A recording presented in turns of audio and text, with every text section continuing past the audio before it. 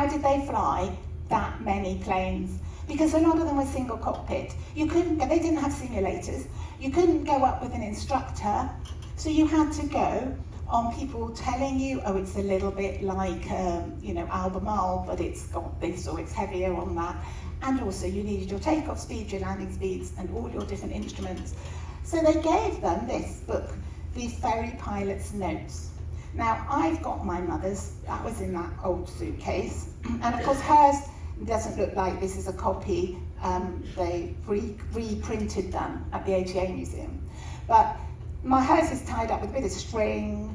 They had these because they could add all the new planes they made during the war, and they could take out the planes that had been decommissioned. But there were 147 types by the end of the war. And each page was a different plane. So the front, this one's a Spitfire and Seafire, the same plane, only the Navy called it a Seafire.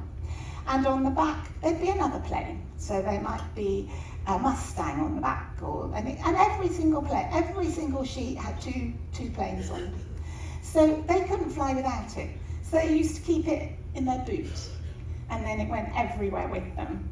So my mother was giving another chap a lift, and it was terrible weather, and they took off, and it was just howling gales. She said, I don't know how I got through it.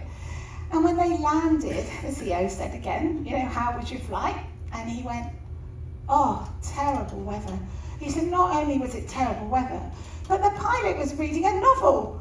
There's my Ferry Pilot's Notes. I've never flown this plane before.